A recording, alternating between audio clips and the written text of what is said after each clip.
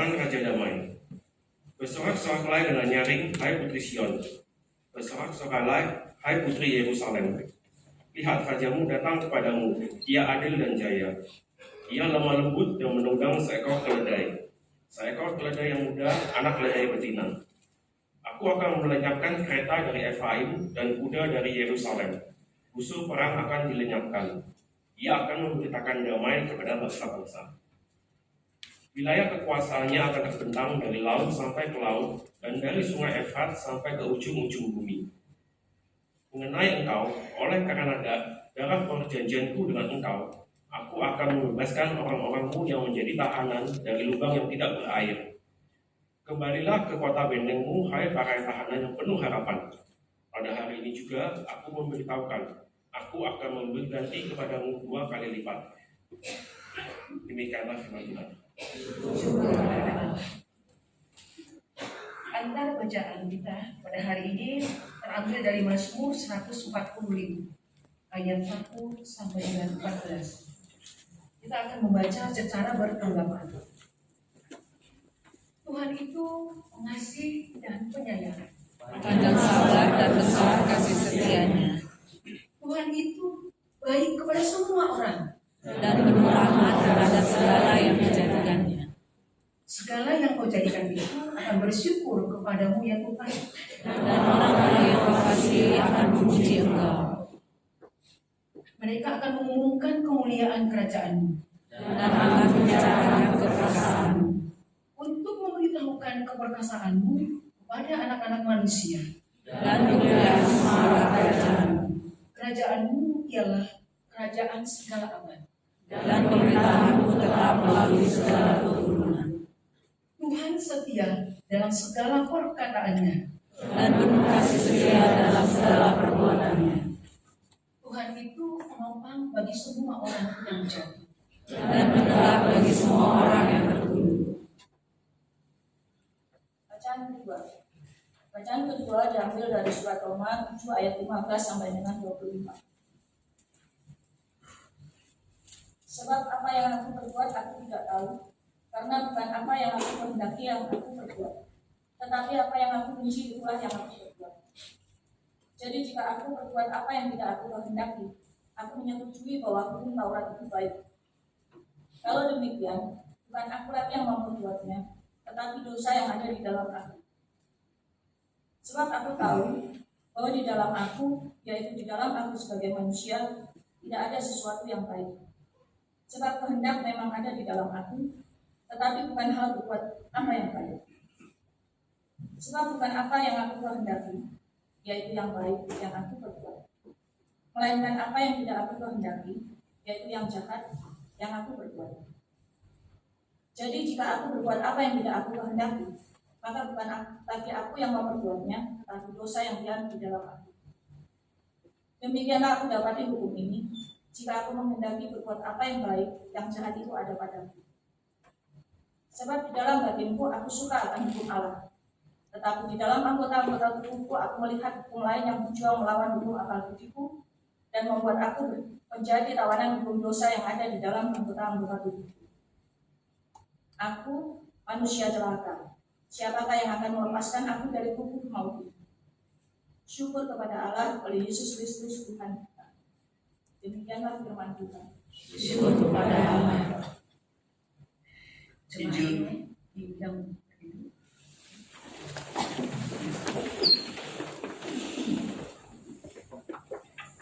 Injil Tuhan kita Yesus Kristus terambil dari Matius pasal yang ke-11 ayat 16 sampai 19, kemudian dilanjutkan ayat 25 sampai 30. Demikian firman Tuhan.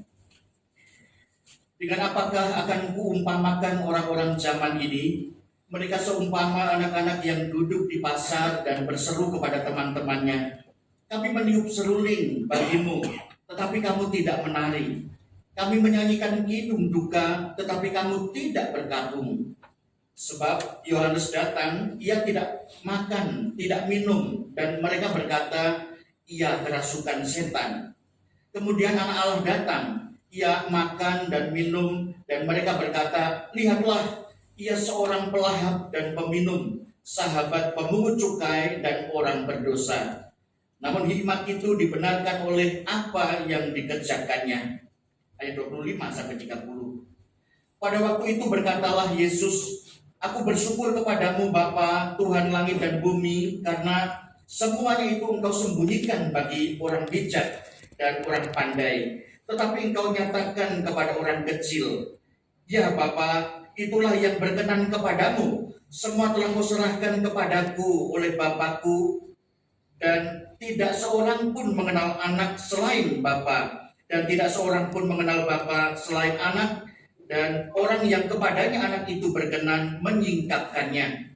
Marilah kepadaku semua yang letih lesu dan berbeban berat, aku akan memberi kelegaan kepadamu. Pikulah kuk yang kupasang dan belajarlah kepadaku, karena aku lemah lembut dan rendah hati, dan jiwamu akan mendapat kelegaan. Sebab kuk yang kupasang itu menyenangkan dan bebanku pun ringan." Demikianlah Injil Tuhan kita Yesus Kristus. Berbahagialah kiranya kita yang sudah membaca, mendengarkannya, serta memeliharanya. Haleluya.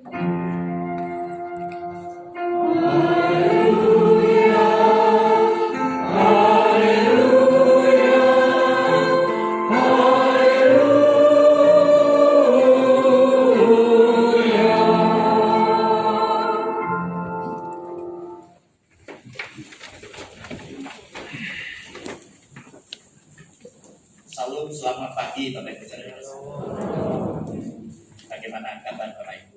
Semoga kita semua baik ya, luar biasa. Ya. Bapak Ibu, kita sudah memasuki minggu yang kedua, dan di bulan Juli ini, minggu ini tema kita adalah menghidupi Allah yang berkarya. Saya ingin memulai dengan pernyataan Mahatma Gandhi ketika seorang yang bernama Stanley Jones bertemu dengan dia adalah seorang wartawan ya, kemudian dia menanyakan kepada Mahatma Gandhi. Dia berkata begini, "Sekalipun Anda sering mengutip kata-kata Kristus, khususnya di Matius pasal 5 sampai 7 khotbah di bukit ya, mengapa Anda kelihatannya keras menolak untuk menjadi pengikut Kristus?" Dan Gandhi menjawab, "Saya tidak pernah menolak Kristus. Saya suka Kristus Anda, tapi saya tidak suka dengan orang Kristen Anda." Yang melanjutkannya, jika orang Kristen benar-benar hidup menurut ajaran Kristus seperti yang ditemukan di dalam Alkitab, tentu seluruh India hari ini akan menjadi Kristen, dan seterusnya. Nah, Bapak Ibu saudara dikasih Tuhan, dari pernyataan Mahatma Gandhi ini kita seolah-olah diajak untuk berpikir serius tentang kehidupan Kristen kita, saudara. Ternyata ada orang-orang yang melihat seolah-olah ada dualisme kehidupan yang dihidupi oleh orang Kristen. Memandang bahwa kekristenan hanya sebagai agama pelengkap, dan yang sering kita dengar memang agama itu seperti baju yang dikenakan, dipakai, ya, sehingga kita punya identitas. Khususnya waktu dibaca KTP kita agamanya A, agama tertentu, tentu kita tidak dianggap ateis atau melanggar undang-undang di negeri ini. Hanya sebagai pelengkap, seperti baju. Nah, saudara-saudara, ternyata kekristenan tidak hanya sebatas itu. Kekristenan ini sebuah gaya hidup yang tertentu. Dia tidak hanya bicara tentang religiusitas. Kalau kemudian saya mengikuti ibadah hari Minggu dan persekutuan yang lain, saya sudah Kristen.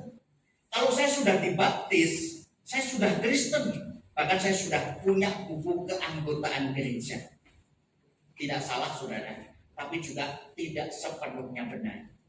Nah, hari ini saudara, kita diajak untuk melihat satu bagian firman Tuhan yang kemudian Tuhan Yesus mengajak kita begitu serius tentang identitas kita itu. Sebab ternyata identitas kita itu membuat orang lain mengenal siapa Tuhan kita.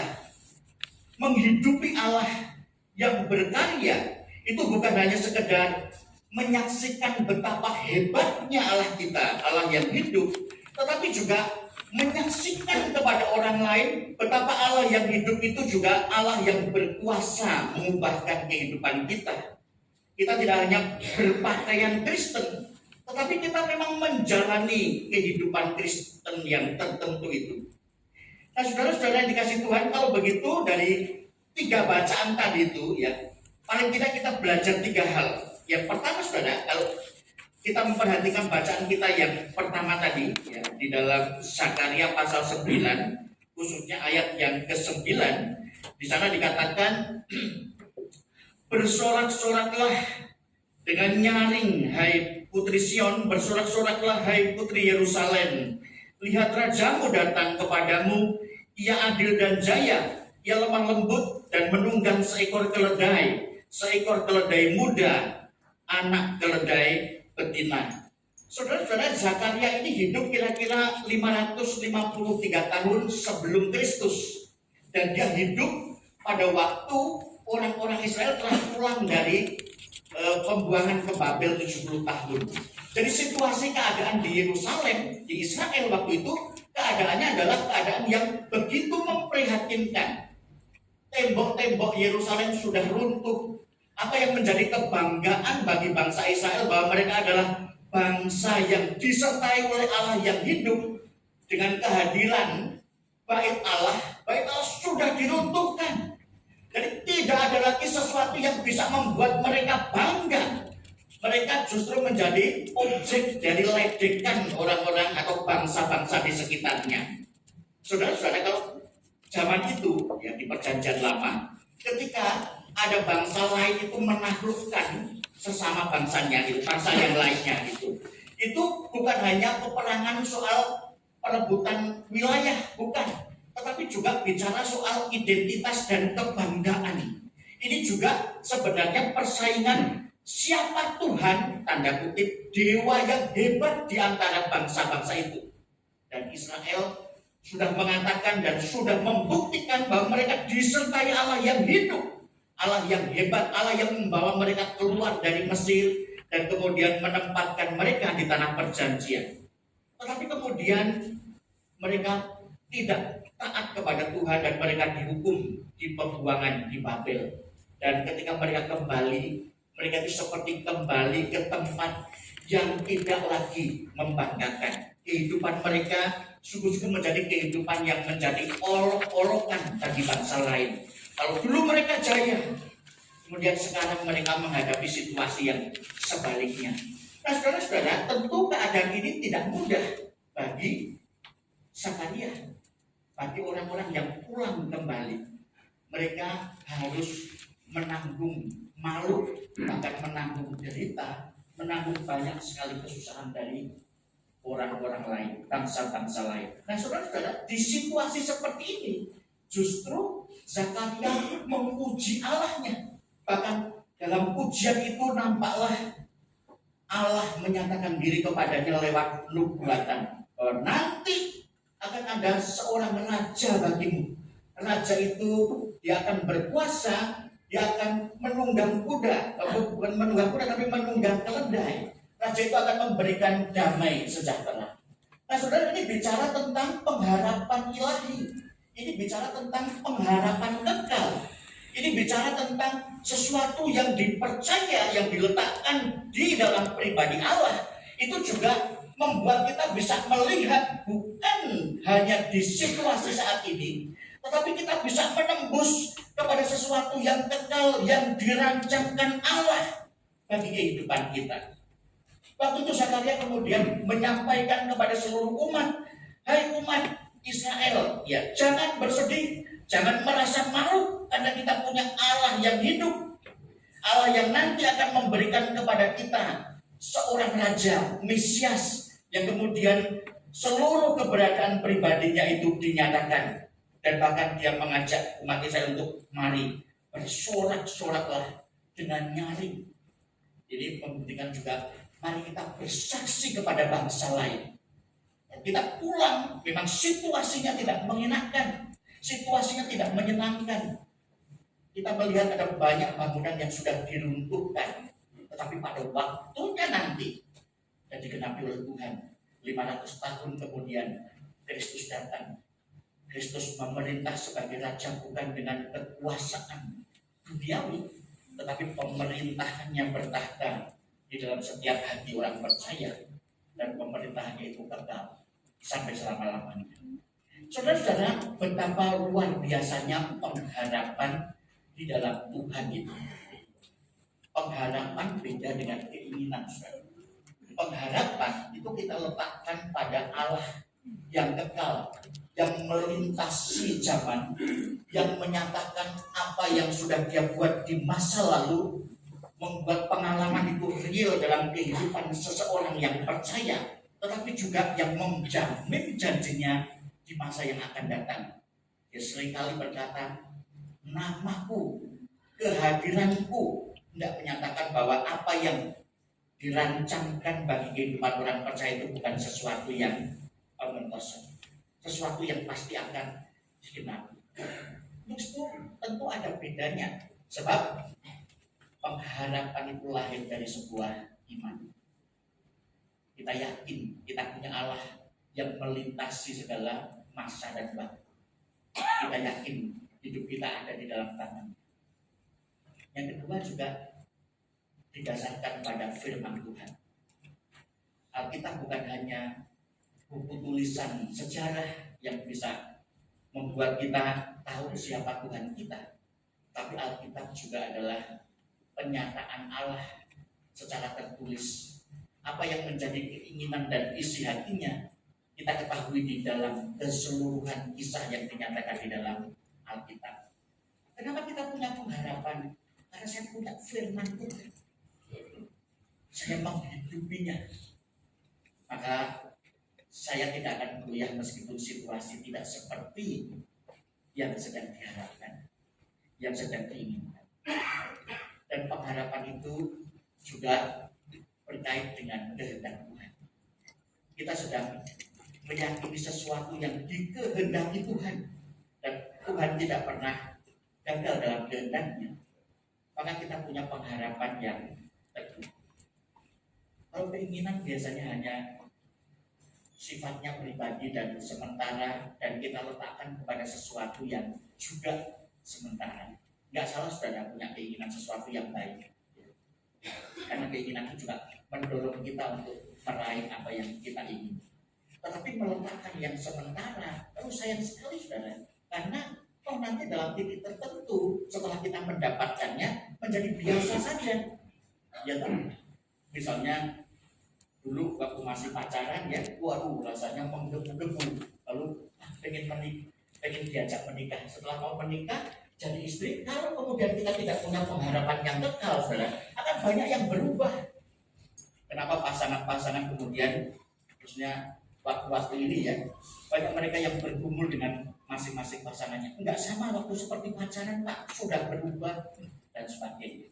Karena dia hanya menaruh apa yang diingininya pada sesuatu yang sementara yang bisa berubah. Tetapi pengharapan di dalam Tuhan itu melampaui dari apa yang kita letakkan kepada sesuatu yang sementara, melainkan sifatnya kekal. Ini yang dinyatakan oleh Zakaria kepada umat Israel, supaya mereka kemudian tidak menjadi lemah karena situasi di sekitar mereka. Karena orang-orang yang terus-menerus merendahkan mereka, bahkan seolah peperangan rohani antara dewa dan Allah itu, seolah-olah dewa mereka sudah mengalahkan Allah dan membiarkan umatnya sekarang menjadi bangsa yang dibuang, yang dipermalukan dan seterusnya. Tetapi mereka kembali dengan cara Tuhan, dan Tuhan sedang memulihkan mereka. Saudara-saudara, 500 tahun memang bukan penantian yang mudah. Kira-kira 5 abad Kristus datang. Kristus tidak hanya memulihkan Israel secara fisik, tetapi pemerintahannya telah memulihkan Israel secara rohani. Bapak Ibu yang dikasihi Tuhan, kalau kita memperhatikan bagian ini, maka kita akan melihat bahwa di tengah pergumulan kita, mungkin kita mengalami banyak kesulitan saat ini, secara ekonomi, usaha pekerjaan kita, atau mungkin kita juga sedang mengalami pergumulan sakit penyakit, penderitaan, banyak hal. Dan memang di dunia ini yang sudah cemar terhadap dosa ini, semua orang, semua bangsa mengeluh. Firman Tuhan juga berkata demikian. Oleh karena penderitaan akibat dosa itu, yang membedakan keluhan mereka dengan kita adalah kita punya pengharapan, dan pengharapan itu sudah dinyatakan di dalam Kristus Yesus. Seorang teolog C.I. Baker ya, dia menulis buku baik sekali tentang pengharapan dalam Kristus itu. Dia katakan kalau orang tidak punya pengharapan itu sebenarnya orang itu tidak punya hidup meskipun dia hidup. Orang yang tidak berani hidup, tandanya dia kan beberapa kali ketika menghadapi kesulitan akan mengakhiri hidupnya dengan caranya dan seterusnya. Tetapi orang yang punya pengharapan di dalam Tuhan, dia akan kuat menanggung berbagai pergumulan. Karena dia tahu, dia bisa melihat yang melampaui dari apa yang dialami waktu. Ada Tuhan di sana yang menguasai segala sesuatu.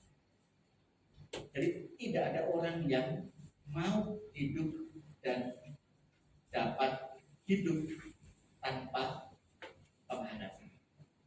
Dan pengharapan kita letakkan kepada sesuatu yang kekal, yaitu kepada Allah yang memiliki segala zaman. Saudara, ini bagian yang pertama. Pembacaan kita yang kedua, saudara, kalau kita lanjutkan tadi di dalam Roma pasal 7 ayat 15 sampai 25, itu beberapa pernyataan Rasul Paulus menjelaskan tentang kehidupan kita sebagai anak-anak Tuhan. Secara status kita memang orang yang sudah diselamatkan, orang yang sudah hidup baru di dalam Tuhan. Tetapi kita masih terus bergumul di dalam darah dan daging yang punya keinginannya. Untuk itu maka kita memerlukan karunia Tuhan, anugerah Tuhan yang terus menerus. Pasal 7 ini seolah-olah kalau kita membaca ayat yang ke 15 sampai 22, seolah-olah di sana nadanya nada frustrasi. Kalau kita melakukan sesuatu yang kita tahu yang baik, kalau kita kerjakan, hasilnya kenapa buruk? Kalau kita pengen seperti firman Tuhan lakukan, kalau kita pengen melakukannya itu dengan segenap hati, justru kenapa kemudian yang kita lihat kenyataannya ada sesuatu yang justru sebaliknya dan seterusnya. Nah, Bapak Ibu Saudara yang dikasih Tuhan, secara khusus kalau kita membaca ayat 19 ya, ditingkatkan bahwa jelas bercermin pada keberadaan bahwa bukan apa yang baik yang ku kehendaki yang ku perbuat, namun justru sebaliknya, yang jahatlah yang aku perbuat. Kemudian Paulus seolah-olah di bagian akhir dia sampai mempertegas, maka aku ini adalah manusia celaka. Paulus sedang membandingkan, saudara, seolah-olah dia hidup di dalam dua bagian natur. Secara natur dia adalah seorang manusia berdosa, tetapi juga orang yang sudah diselamatkan Kristus. Dia tahu kebenaran, dia paham, dia simpan dalam hati, dia pengen meraih itu. Tetapi ternyata di dalam tindakannya, apa yang hendak dicapai oleh daging justru menghasilkan dosa, menghasilkan kecemaran. Saudara, ini menjadi frustrasi.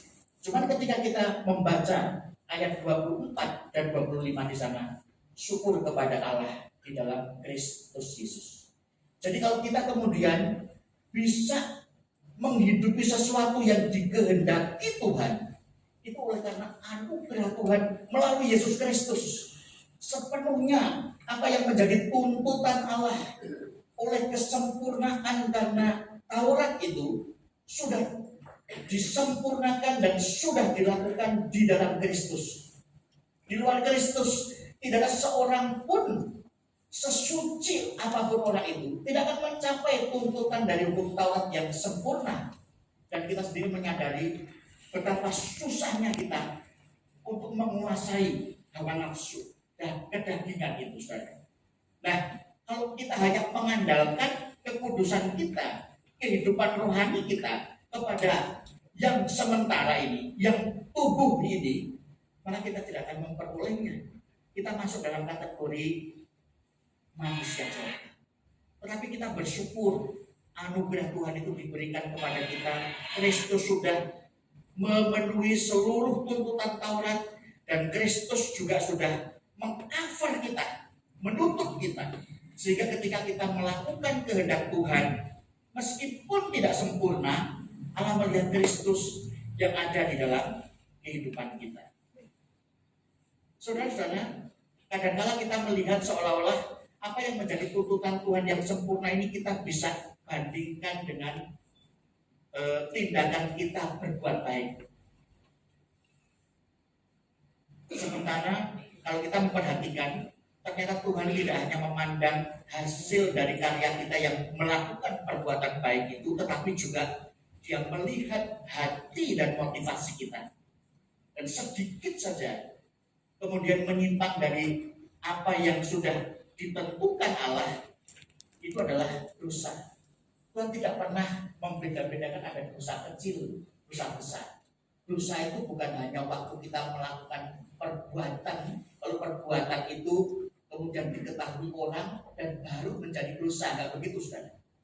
Dosa itu adalah sesuatu yang mulai dari motivasi kita, apa yang ada dalam hati kita, yang orang lain tidak tahu pun, belum ada tindakan apa-apa ini, tetapi ketika ada motivasi, ada hati kita yang tidak sesuai dengan firman Tuhan, maka kita sudah berdosa, saudara. Kalau begitu, siapa orang yang bisa memenuhi kesempurnaan ini? Dia adalah Yesus Kristus. Jadi apa yang menjadi frustrasi dalam kehidupan orang-orang di perjanjian lama sudah dipenuhi sepenuhnya oleh kehadiran Kristus Sang Mesias itu.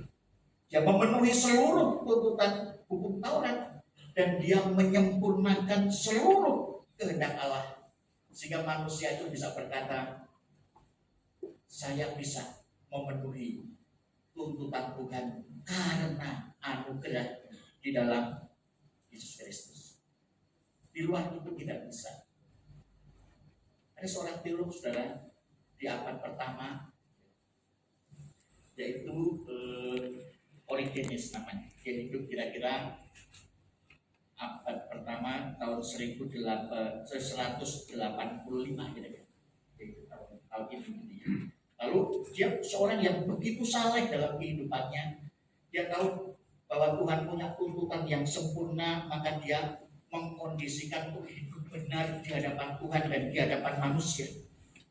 Sampai pada suatu waktu ketika kemudian dia melihat penting kemudian untuk mendidik orang di dalam kebenaran, maka dia menjadi dosen, dia menjadi guru, dan dia akan mengajar. Nah, murid-muridnya ini perempuan semua.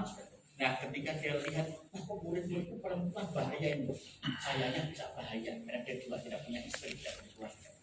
Jadi akhirnya dia memutuskan untuk mengebiri dirinya sendiri, supaya saya tidak pernah memikirkan tentang sesuatu yang dosa dan tidak mengakibatkan sesuatu yang buruk terhadap murid-murid saya, maka saya mengebiri diri saya. Kemudian apa? Setelah dia melakukan itu, tapi ternyata dia tidak bisa menguasai pikirannya.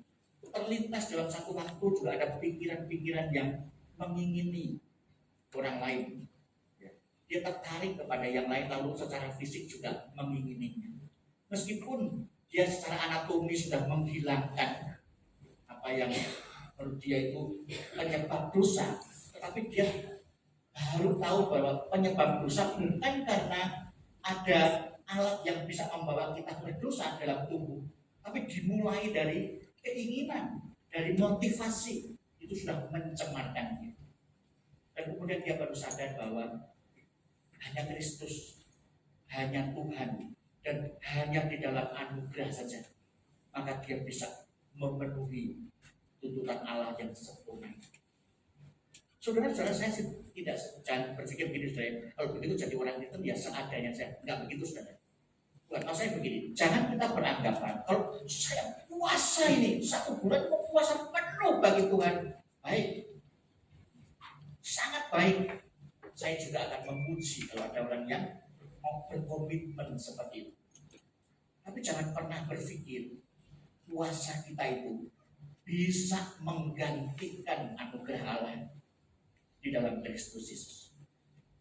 Bisa saja dalam puasa kita tersembunyi ada motivasi yang tidak berkenan di hadapan Tuhan. Orang lain bisa tidak tahu, tetapi Tuhan akan melihat itu dan Tuhan memandangnya sebagai kecemaran. Kalau begitu, bergunakah puasa itu? Dengan motivasi yang tidak benar, tidak berguna. Menjadi sangat berguna kalau motivasinya pun benar di dalam Tuhan. Kalau seluruh apa yang baik yang kita lakukan itu pun didorong oleh pengenalan kita akan Allah yang hidup, Allah yang sudah menyelamatkan kita, hanya kepada Kristus saja, bukan karena kita.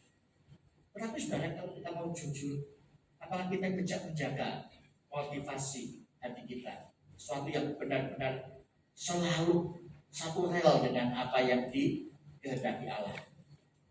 Kadang-kala bisa, tapi banyak kali tidak bisa.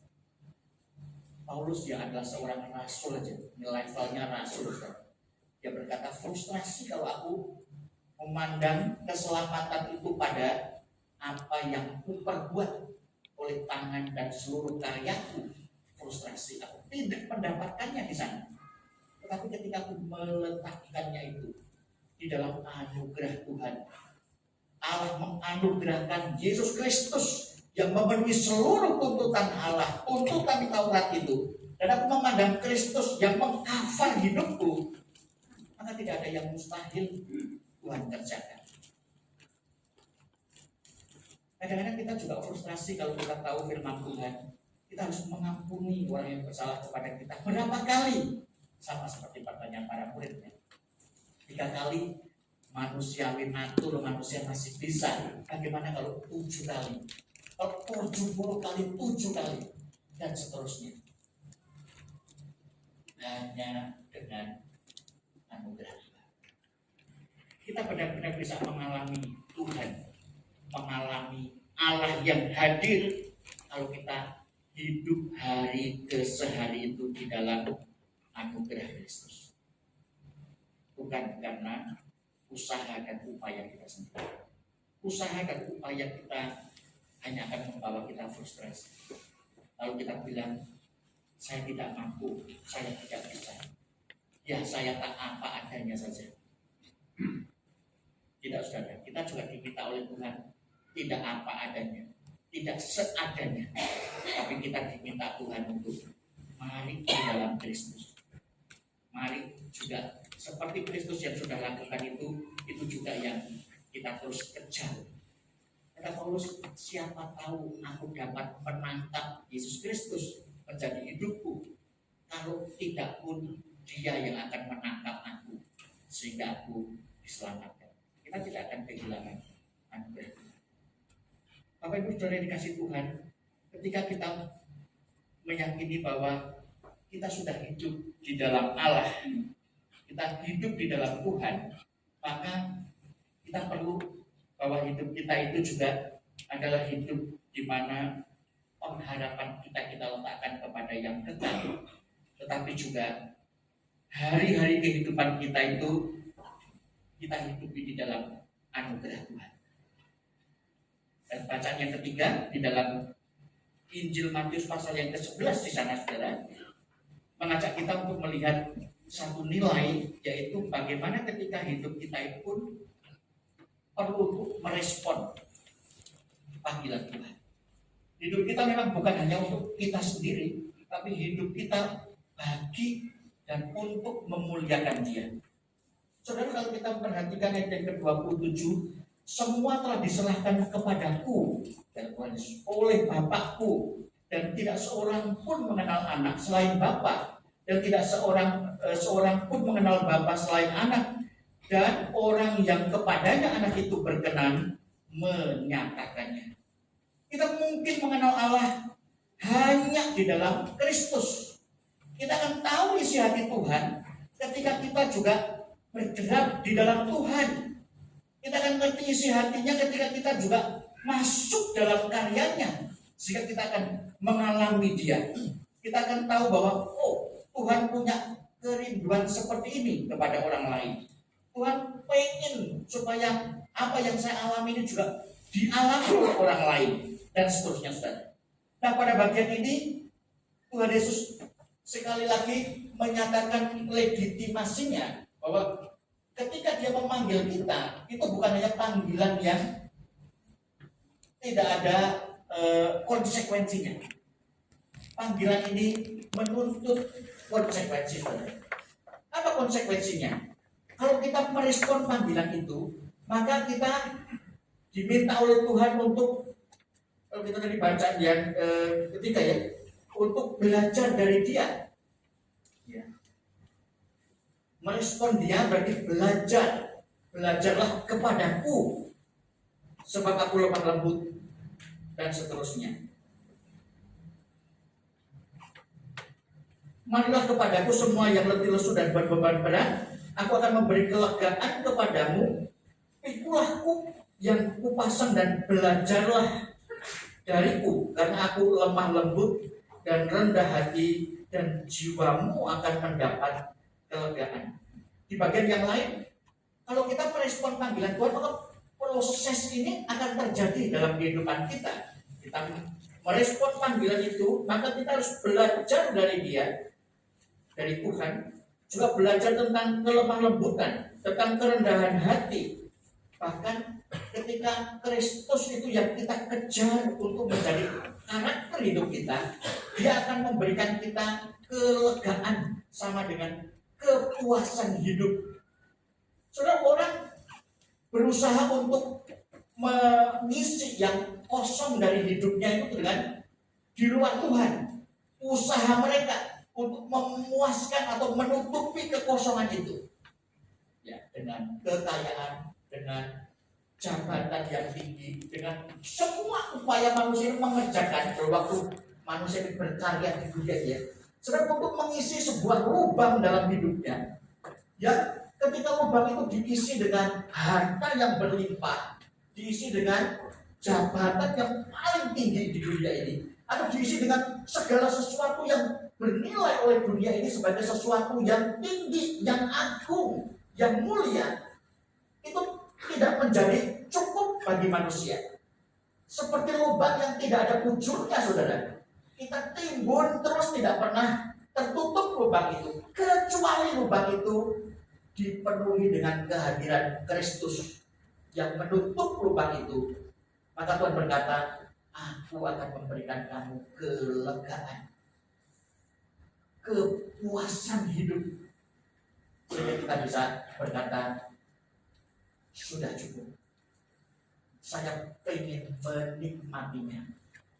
Seperti Allah ketika berkarya di tengah dunia ini, Tuhan menyediakan waktu 6 hari saja, dan setiap penciptaan itu terjadi di depan mata Allah. Maka Allah berhenti sejenak. Dia menikmati apa yang Dia karyakan itu. Dan di hari yang ke-7 Dia berkata, sabat. Berhenti sejenak untuk menikmati apa yang sudah dibuat dan untuk bersekutu dengan kita, ciptaannya. Saudara-saudara, hidup kita ini tidak sepenuh-penuhnya adalah membuat sesuatu yang kemudian apa yang kita karyakan itu berguna bagi orang lain, berguna untuk diri kita sendiri.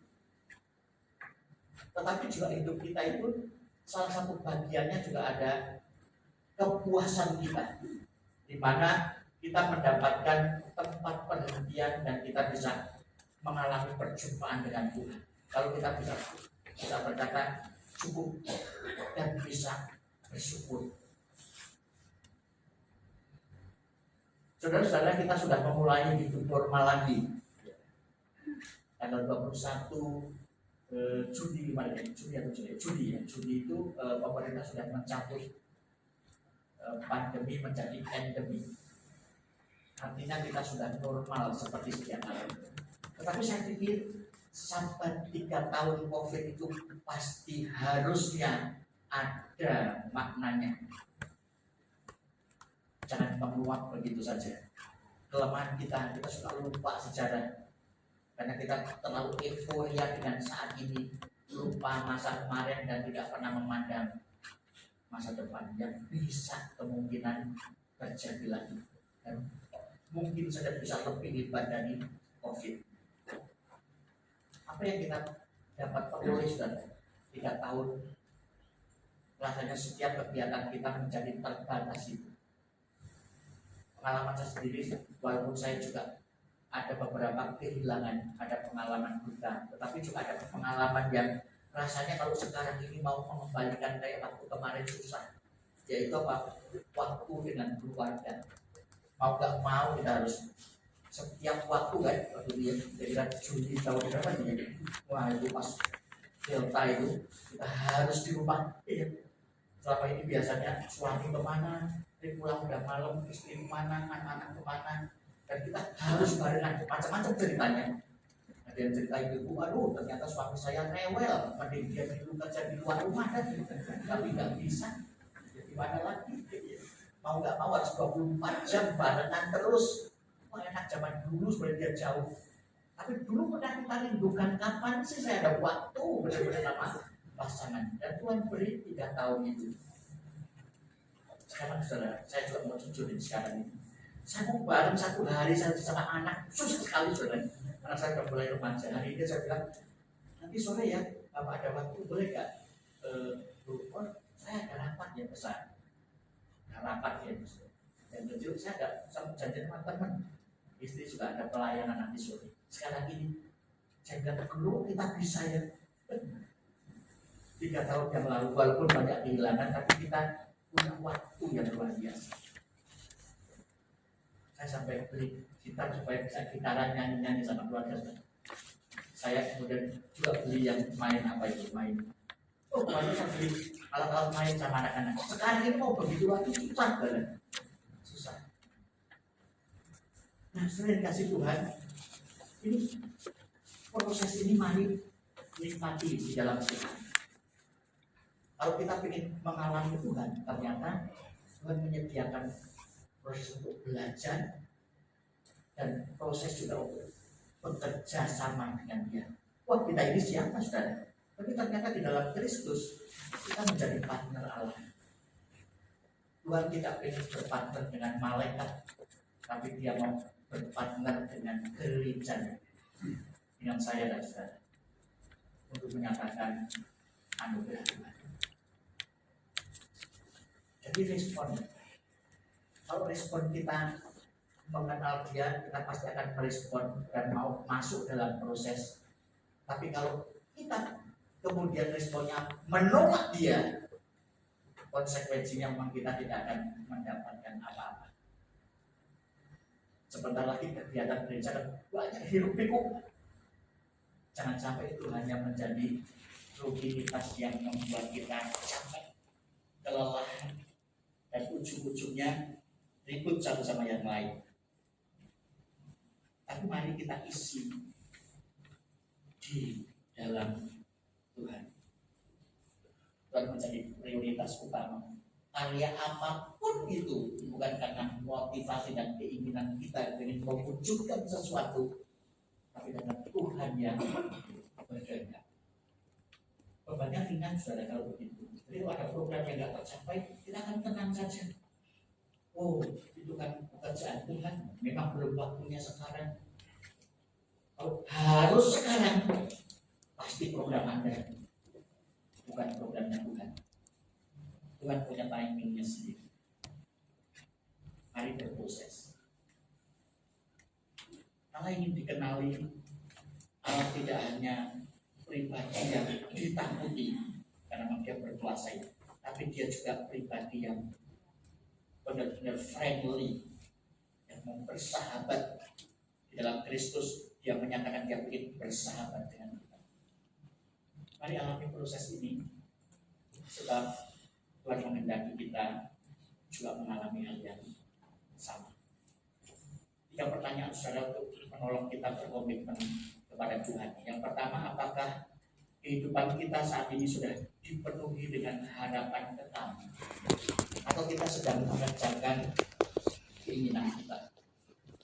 Apakah kehidupan kita saat ini juga sedang kita jalani di dalam anugerah Tuhan, atau kita sedang menjalani agenda kita sendiri?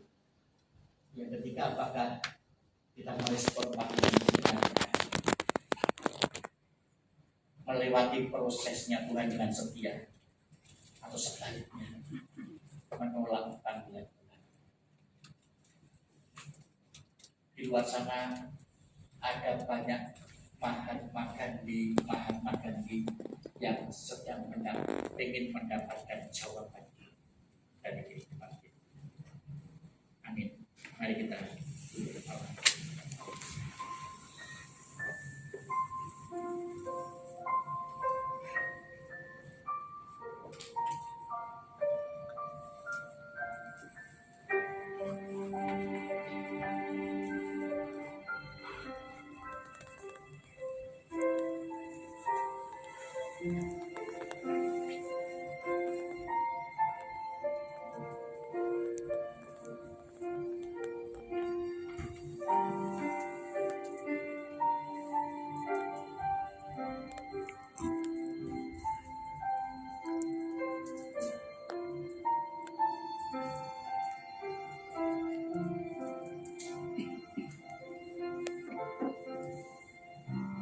Dengarkanlah setiap seru doa anak-anakmu. Kami bersyukur Kau ingin mengenal kami pun juga ingin mengenal-Mu ya Tuhan. Mari tolong kami ingin merespon panggilan Tuhan dengan benar. Ini kami anak-anak-Mu ya Tuhan.